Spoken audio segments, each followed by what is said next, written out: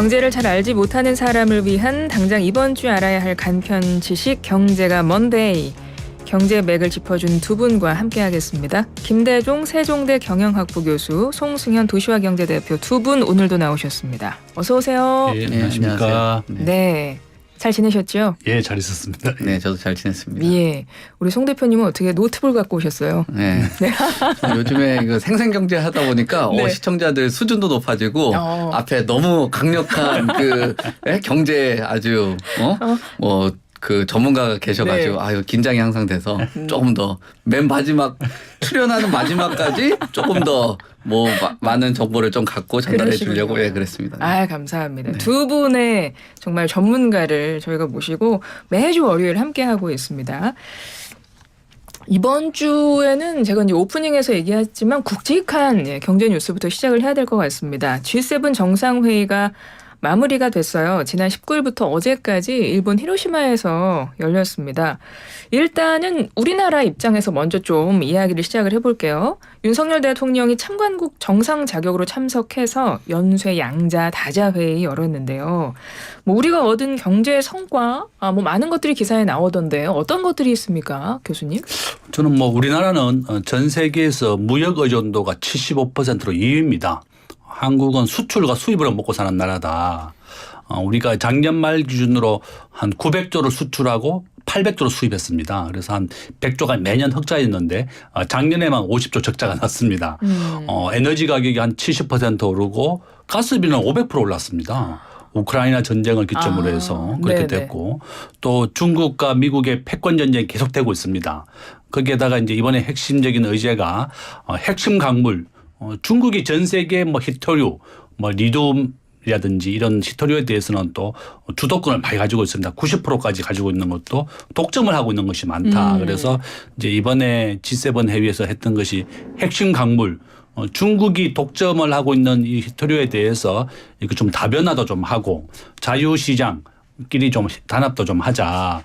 또 중국, 호주, 인도네시아 이런 다양한 나라에서부터 또 핵심 광물에 대해서도 우리가 좀 다변화를 좀 하고 또 우리나라는 반도체라든지 전기차 분야에서 세계 1, 2등을 다투고 있습니다. 메모리 반도체는 80%를 우리 한국이 독점하고 있고 또 전기차 배터리도 세계 1등이 우리가 LG 엔솔부터 해서 기업이 4개나 있습니다. 그래서 이번에 핵심 광물이라든지 또 무역 의존도가 높은 한국에 대해서는 아주 큰 도움이 되었다. 그래서 대통령실에서 이번에 G8으로 하면 우리 대한민국이 8위에 포함된다 이렇게 얘기했고 실질적으로 GDP로 했을 때 우리 대한민국이 세계 9위입니다. 이번에 러시아와 중국이 빠졌기 때문에 우리가 당장하게 이제 가입을 해서 활동을 할 수 있는데 이제 우리가 신생 국가다 보니까 G8으로 이렇게 포함 안 됐지만 우리가 GDP는 세계 당당한 9위다 이렇게 자부심을 가져도 좋다. 저는 그렇게 봅니다. 네, 말씀하셨는데 핵심 광물에서 경제적 성과를 이뤘다고 꼽고 있고 또 인도 태평양 분야 그리고 ABC 분야 이게 보니까 농업, 바이오, 기후 이렇게 되더라고요. 그래서 이런 분야에서 우리가 경제적 성과를 얻었다 이렇게 꼽고 있더라고요. 예, 보셨죠? 네, 저도 이런 내용들 ABC 관련된 이야기도 중요한데, 근데 말씀하신 것처럼 가장 핵심은 지금 그 광물 관련된 내용인 것 같아요. 저도 그 자료들을 찾아보니까 G7이 만들어지는 계기 같은 경우도 예전에 석유 파동 때문에 이런 일들이 생겼거든요. 네네. 결국은 항상 이런 어떤 특정 국가가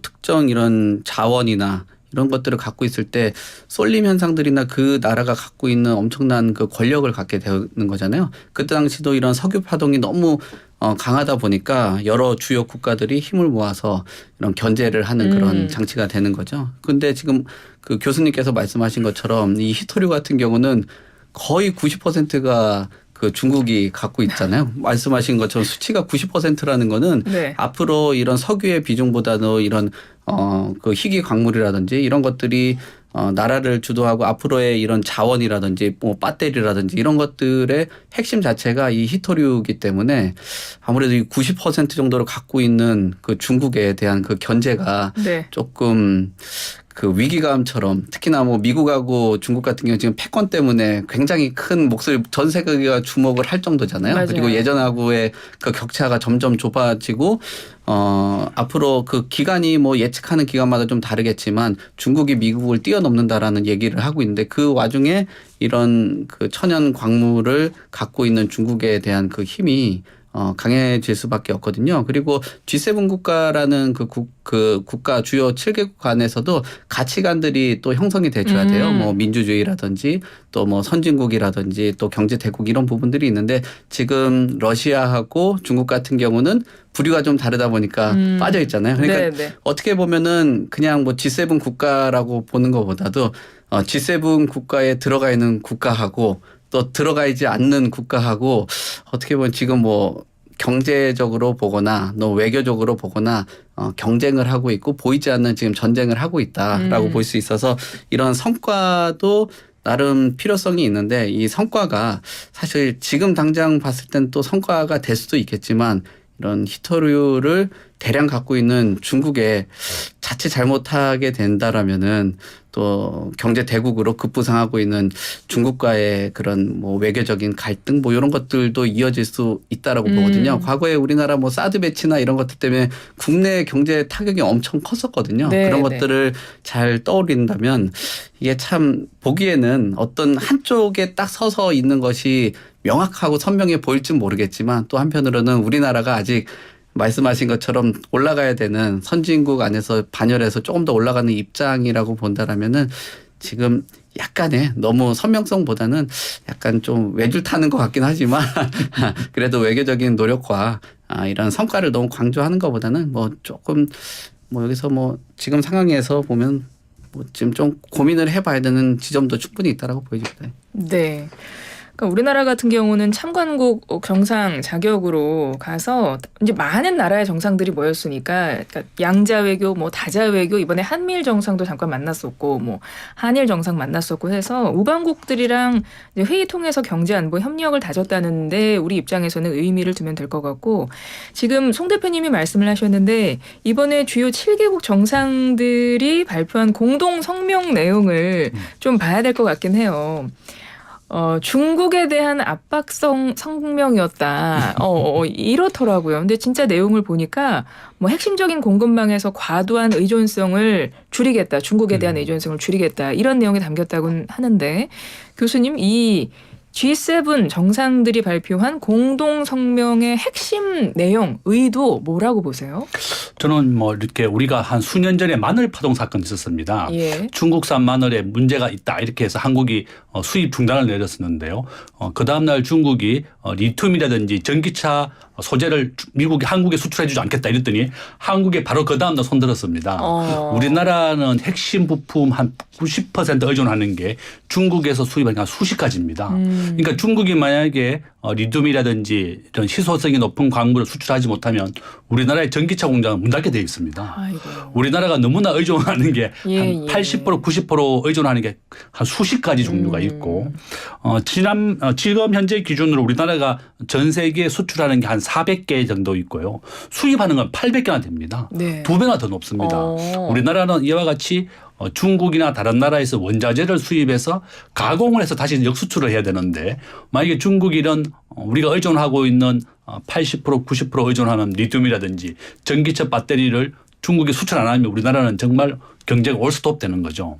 이와 같이 우리나라도 전체 수출의 33%를 중국에 의존하고 있고 일본도 마찬가지입니다. 일본도 무역 상대국의 1위가 바로 중국입니다. 그래서 한국과 일본 이런 자유시장 경제체제 국가들이 전부 다 중국에 대해서 이런 핵심 광물을 너무 무게화하지 마라. 우리도 호주라든지 다른 나라 좀 단합을 해서 네. 이런 중국이 만약에 수출 안 한다 그러면 자국 등계가 다 올스톱이 되니까 이런 것을 좀 다변화하고 또 수입을 할 수 있는 국가도 좀 다원화해놓고 이런 시장 경제를 지향하는 국가들끼리 좀 단합을 좀 하자 그런 취지다 이렇게 볼 수 있습니다. 근데 이 G7에는 이제 우리는 지금 포함되어 있진 않지만 G7의 나라들이 그러니까 이번에 약간 조금 견제에 들어간 나라가 두 나라입니다. 중국과 러시아인데 러시아 같은 경우는 우크라이나 전쟁을 이제 언급을 하면서 이게 최대 현안이긴 하죠. 그래서 이제 우크라이나 지원에 대한 이야기를 하면서 러시아에 대한 이제 조금 그 경제성 언급을 했었고 무엇보다 중국에 대해서는 이게 세계적으로 함께 좀 협력을 해야 된다. 어떤 중국에 대한 의존성을 좀 낮추는 거에 대해서 이제 그렇게 들어간 게 이게 상당히 이례적이라면서요. 그렇습니다. 지금 현재 우리가 그 GDP 기준으로 하면 미국이 22조 달러입니다. 예. 전 세계 1위고 중국이 16조 달러 정도 됩니다. 3위를 하고 있는 독일이 지금 5조 달러거든요. 일본의 한 3배 정도가 지금 중국으로 이렇게 커왔다. 지금 전 세계 GDP로 기준하면 지금 현재 미국이 좀 앞서 있지만 총 생산에 있어서는 중국이 지금 미국을 능가하고 있습니다. 그래요. 그 정도로 이제 인구가 14억이나 되기 때문에 세계의 공장 역할을 하고 있는 것이 바로 중국이다. 중국의 경제가 워낙 막강해지고 향후 계속 커오는 것을 미국은 계속 견제하고 있는 거죠. 그래서 미국이 항상 우리에게 요구하는 것도 중국의 반도체를 주지도 말고 생산도 하지 마라. 그러니까요. 중국을 좀 고립화 좀 시키자는 것이 미국의 반도체에 대한 정책이다. 한국의 입장에서는 우리가 수출의 3분의 1을 중국에 하고 있고 미국은 우리 전체 수출의 15%밖에 안 됩니다. 일본이 한 6%고 중국은 33%나 되기 때문에 미국의 2배를 우리가 중국에 의존하고 있으면서 그렇지만 이제 우리가 주의해야 되는 것은 중국 경제가 전 세계 경제에서 차지하는 비중이 한 13% 정도 내외입니다. 그러니까 우리가 전 세계 평균보다 한 2배 이상을 중국에 의존하고 있는 게 맞습니다. 예. 그래서 우리가 중국에 대한 의존도를 좀 점차 줄여야 된다. 지금 현재 삼성과 하이닉스가 중국에 35조 원짜리 단일 공장으로 세계 최고의 공장이 중국에 다 있습니다. 우리가 반도체가 전체 수출의 20%고 반도체 수출의 60%를 중국에 의존하고 있기 때문에 당장 중국에 우리가 반도체 수출을 정상화하지 못한다 그러면 한국 수출은 큰 타격을 받는 거죠.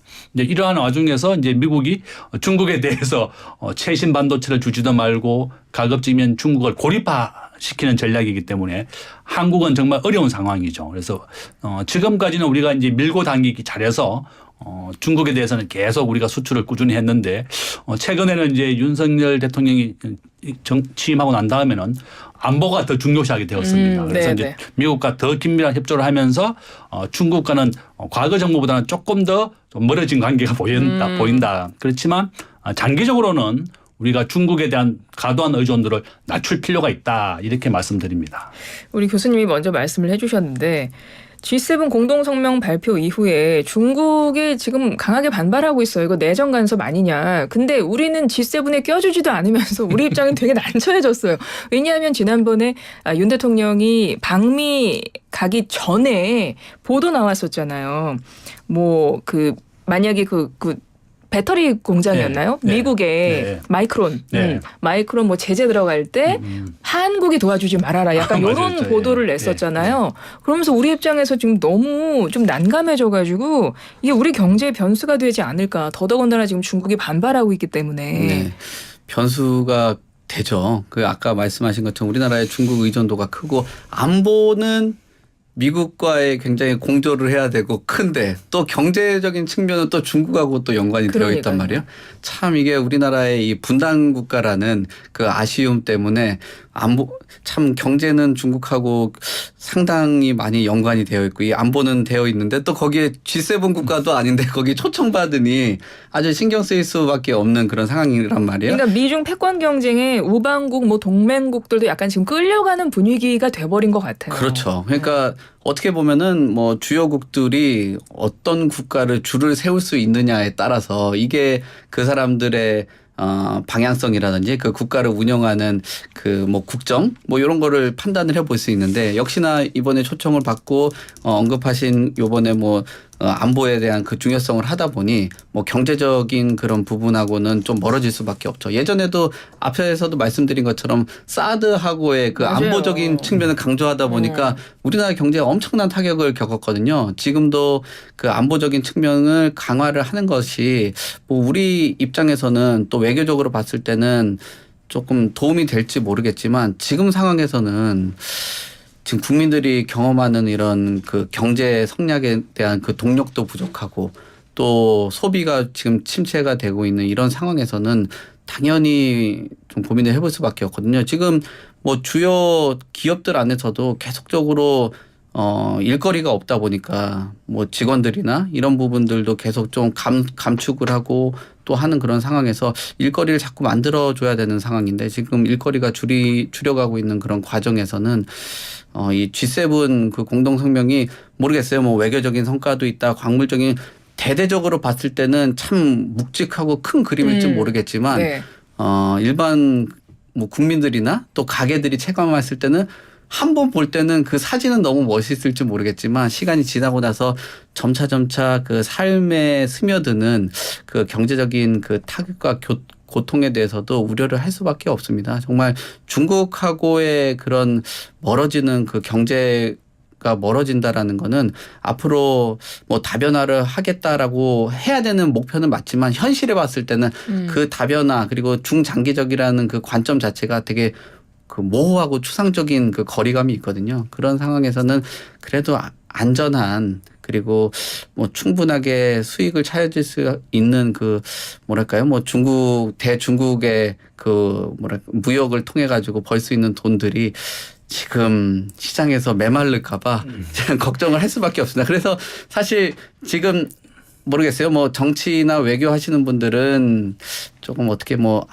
굉장히 뭐랄까 보는 시각마다 다르겠죠. 시원하다 볼 수도 있겠지만 기업들이나 또는 그 가게들은 지금 조금 불안 또 예전에 너무 힘들었었던 그 자영업자나 기업들 입장에서는 조금 두려운 거죠. 경험들이 너무 많다 보니까. 저도 이제 한 말씀 드리고 싶은 게 마이크로 테크놀로지가 이제 전 세계 메모리 반도체 한 20%를 차지하는 기업입니다. 네. 전 세계에서 이제 메모리 반도체가 이제 데이터를 저장하는 그 반도체를 말하는데 삼성전자가 한 45%를 차지하고 있고 하이닉스가 20%입니다.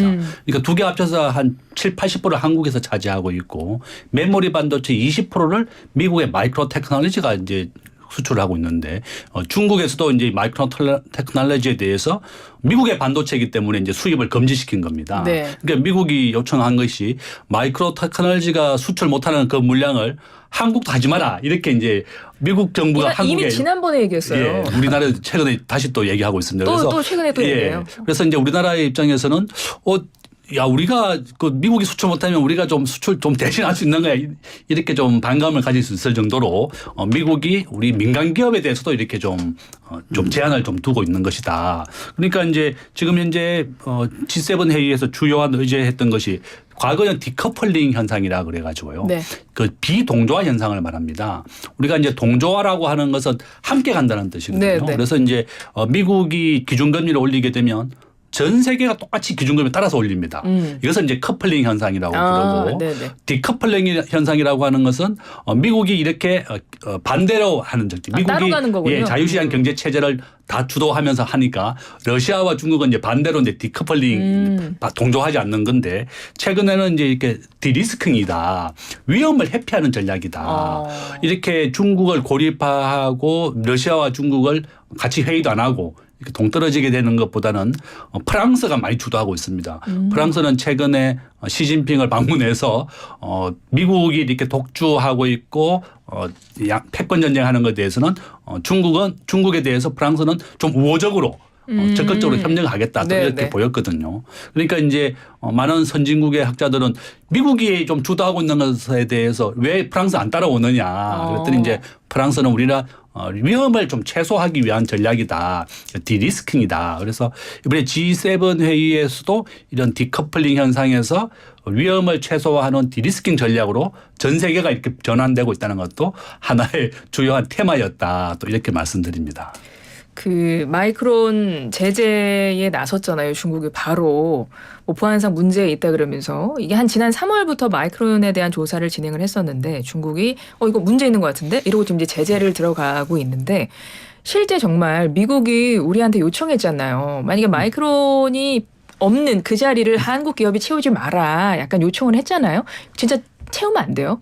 저는 제가 생각하기에는 네, 이제 알겠습니다. 채우면 안 돼요? 우리 이제 보수 언론들이 많이 지적했습니다. 네. 우리 민간 기업이 장사하는 것까지 미국이 개입하면 어떡하느냐. 좀 그런 건 좀 우방국으로서 좀 그냥 참고하겠습니다 하고 네. 들어가면 안 되나요? 그래서 우리나라 입장에서는 그렇죠. 이게 전체 수출의 이제 3분의 1을 중국에 의존하고 있는데 네. 미국이 이렇게 수출도 하지 말고 우리가 삼성전자가 지금 텍사스에 공장을 짓고 있습니다. 51조 원에 대한 보조금을 받게 되면 모든 영업장부 다 내놔야 됩니다. 영업 비밀도 내놔야 되고 또 영업이익률 얼마인지 내놔야 된다. 네네. 삼성전자는 매년 50조 원의 흑자를 기록하고 있는 기업입니다. 세계 최고의 기업이 반도체가 삼성전자인데 영업이익률이라든지 거래하는 국가라든지 이런 걸 다 내놔라고 하니까 삼성전자는 이 50조 원 보조금을 받아야 되냐 받지 말아야 되냐. 그것도 지금 고민하고 네, 있죠. 고민 중에 있습니다. 그래서 미국도 진짜 너무 과도하게 우방국으로서 이제 한국 경제에 개입하는 것도 사실이죠. 그래서 좀 대국적인 모습을 좀 보여줘야 되겠고 우리 정부도 그렇습니다. 중국에서 생산되는 반도체는 순수하게 산업용이다. 최신형 인공지능 반도체라든지 군사용으로 전환되지 않는 반도체를 해서 왜냐하면 미국은 전 세계 반도체 특허권을 70% 가지고 있습니다.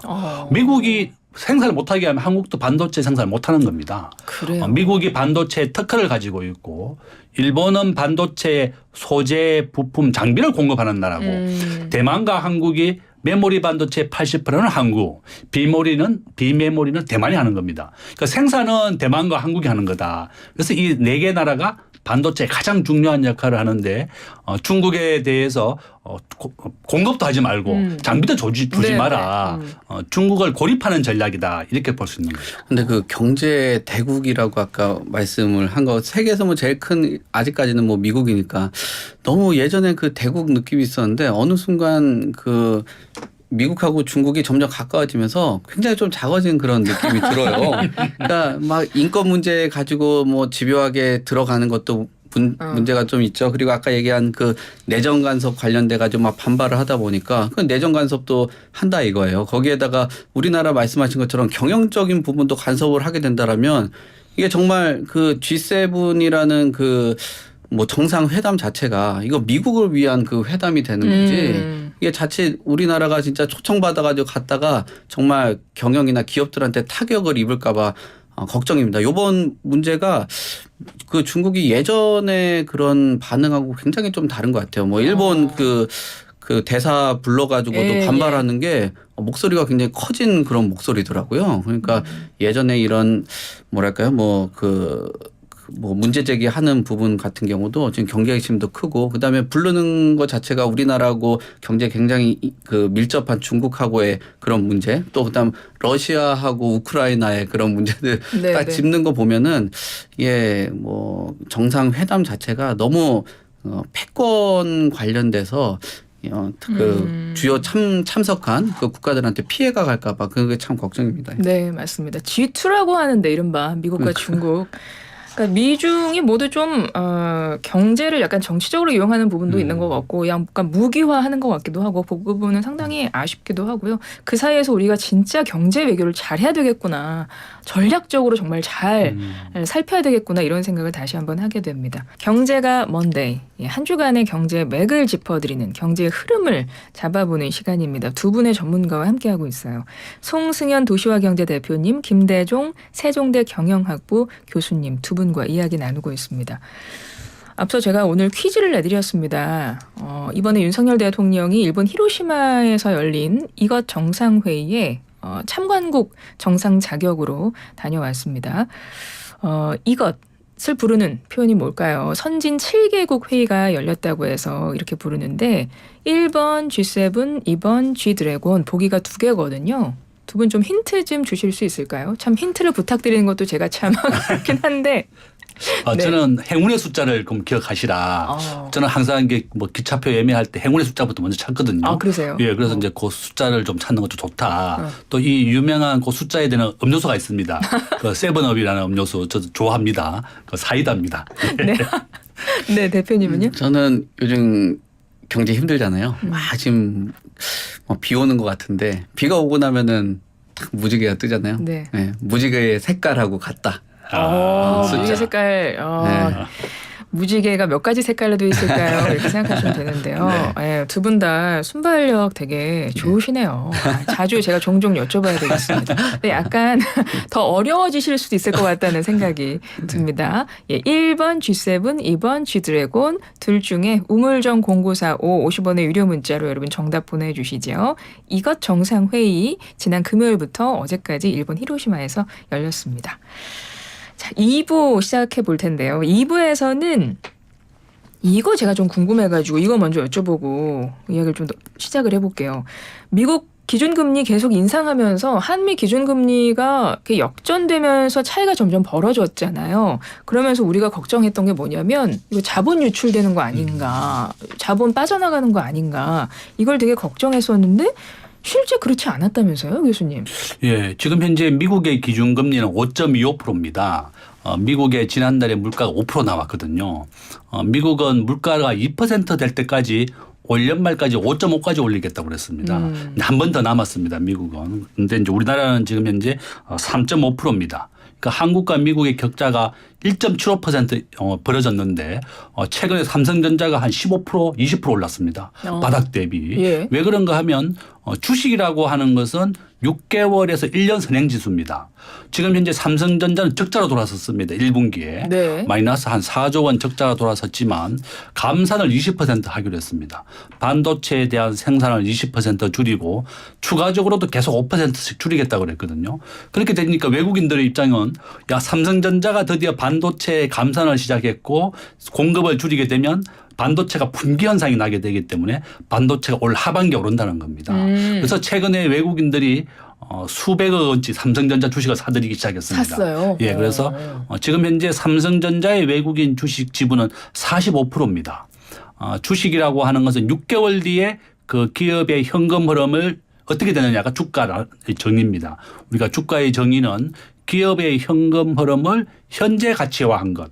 플러스 투자 심리입니다. 그러니까 6개월 뒤에 삼성전자는 아주 실적이 좋아진다. 삼성전자는 매년 50조 원의 흑자를 나는 기업인데요. 이 반도체 때문에 그렇습니다. 지금은 이제 반도체가 적자로 들어섰지만 감산을 시작했고 드디어 생산 공급을 줄이기 때문에 올 하반기부터는 실적이 아주 좋아진다는 겁니다.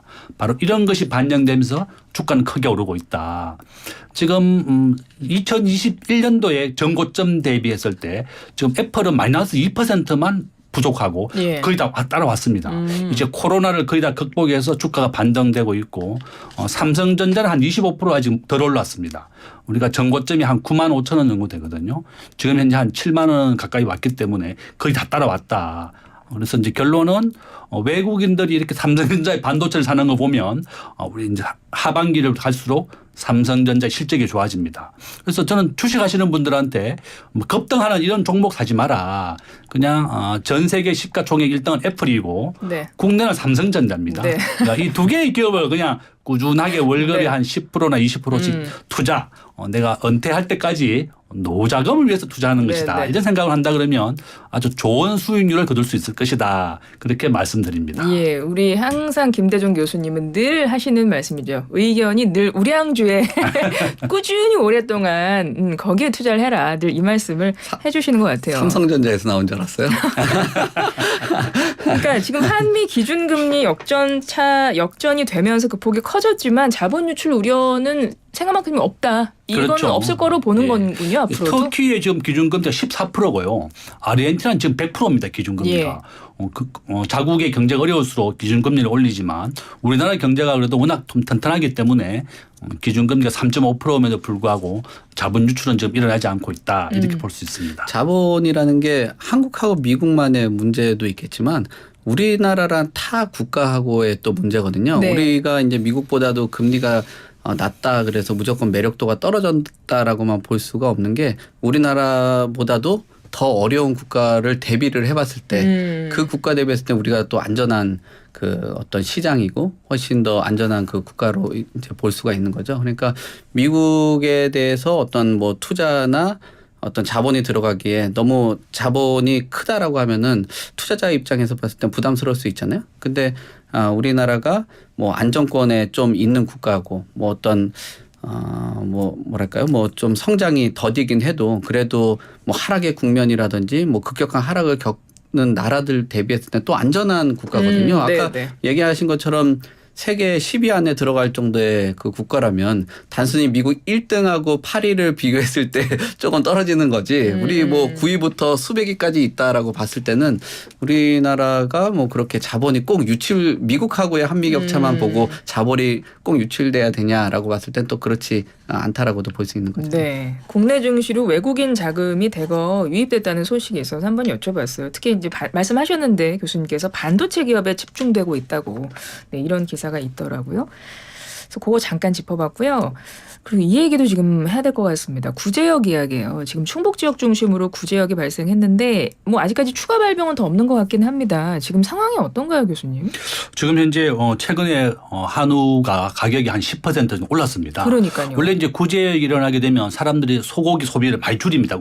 걱정이 되기 때문에. 맞아요. 그렇지만 반대적으로 공급이 많이 줄어들었습니다. 구제역이 발생하게 되면 이렇게 발생한 지역의 농장에 대해서는 뭐 살처분을 한다든지 또 이동도 제한 금지시키고 조치하고. 판매도 금지되고 이렇게 되다 보니까 오히려 공급이 감소하게 되니까 가격이 올랐다. 지금 1인분 소고기 먹으면 한 4만 5천 원, 5만 원 정도 돼야지 먹습니다. 거의 한 10% 가까이 예, 급등했대요. 오히려 한 10% 더 가격. 올랐고 공급이 감소하게 되면서 오히려 소고기 가격이 올랐고 우리가 이제 소고기는 좀 몸이 아프거나 애들한테는 또 굉장히 좋아합니다. 네네. 영양식으로. 그래서 한우가 제일 좋죠. 예, 그래서 매일 사 먹을 수만 있으면 뭐. 이거 돈이 너무 한우 비싸서 이제 못 없죠. 먹는데 이래가 진짜 공급이 감소하다 보니까 오히려 한우 가격이 10% 올랐다 이렇게 또 볼 수 있습니다. 그리고 뭐 미국에서 지금 광우병 발생해가지고 네. 뭐 그것도 좀 영향이 있지 않을까요? 그렇죠. 아무래도 그 자산 시장하고 비슷하게 뭐 음식이라든지 식자재 같은 경우도 위험의 리스크를 좀 해지하려고 하죠. 왜냐하면 우리가 그 음식물에 대해서 그만큼 안전하다라고 인식들이 가거나 뭐 공급량이 좀 부족하다라고 하면 거기에 일정하게 좀 프리미엄이 형성이 되거든요. 그런 부분에서는 공급 물량이라든지 또 상대적으로 봤을 때 미국에 있는 그 소고기나 이런 부분의 안전도가 조금 더 우려가 된다라고 하면은 그래도 뭐 국내에 있는 지금 뭐 한우값 이런 것들이 조금 뭐 상승하는 국면으로 가져갈 수도 있는데 다만 좀 걱정이 되는 게 최근 뭐 소비자 물가가 좀 부담스럽잖아요. 네, 맞아요. 이런 식자재나 음식 자체가 계속적으로 올라가게 된다라면은 주머니에서 나가는 돈은 한정돼 있는데 거기에서 뭐랄까요? 뭐 한 5인분, 3인분 사던 거를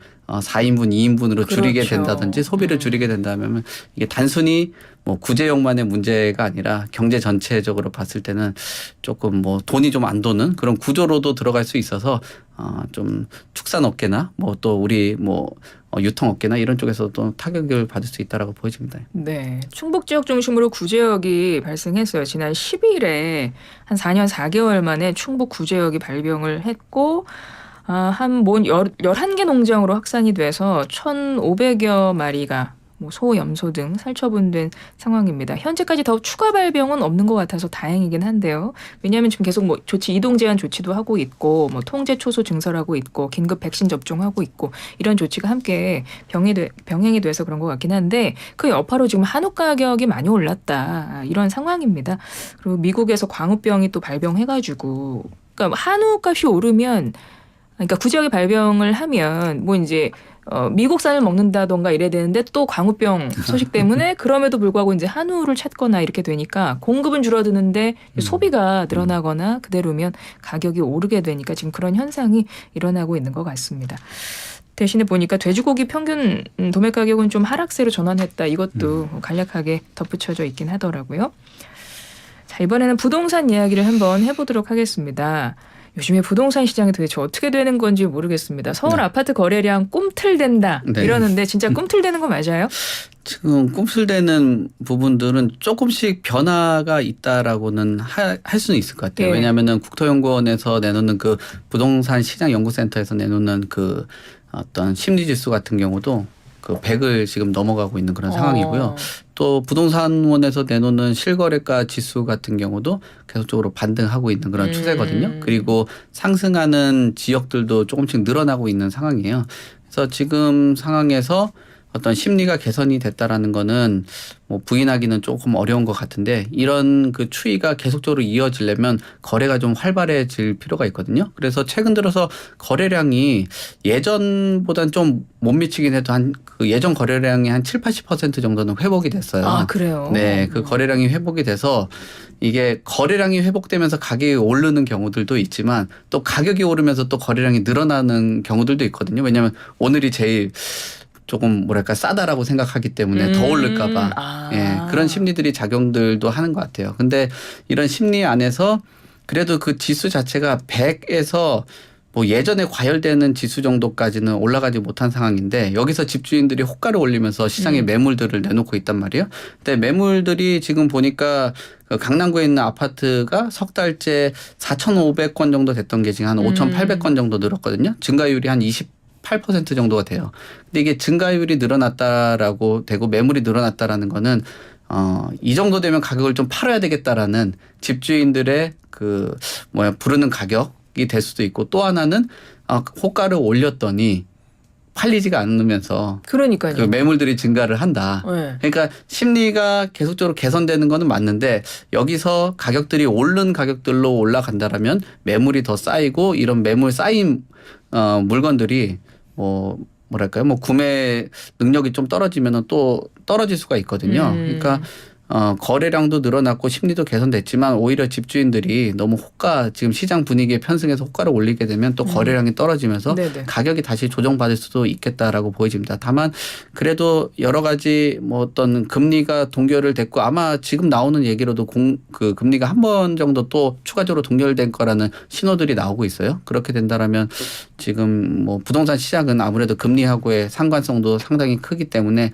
이런 부분들이 집주인들이 물건을 내놓으면서 시장에 작용을 한다라고 보여집니다. 다만 저한테도 몇몇 그 기자들이 여쭤봤는데 용산 지역 같은 경우도 거래가 되고 가격들이 올라갔다. 거래가 됐다라기보다 가격이 올라갔다라고 리포트가 나왔더라고요. 부동산 네. 자료. 근데 제가 그래서 서울시 정보광장에 들어가서 봤더니 거래가 0건이더라고요. 그래요? 네, 그러니까 거래를 바탕으로 하고 호가를 바탕으로 해가지고 하는데 이번엔 거래가 없는 호가를 바탕으로 했다라는 것도 좀 아이러니한 거죠. 주간 동향 자체가. 그러니까 값을 불렀는데 그 부른 값으로 통계를 낸 거예요 지금. 그렇죠. 거래는 그러니까 안 이루어졌는데. 그렇죠. 이런 거는 통계에서 사실상 어느 정도는 빼고 가는 게 맞지 않나라고 보여지거든요. 그렇죠. 그리고 강남권 같은 경우도 제가 봤더니 한 4건인가 나온 거로 기억하거든요. 근데 이런 호가가 시장을 대변을 할 수 있냐라고 봤을 그렇죠. 때 너무 그쪽 호가 중심으로 가격에 너무 가중을 하는 거 아니냐. 그래서 지금도 요즘에도 계속 전문가들이나 많은 그 시장 참여자들이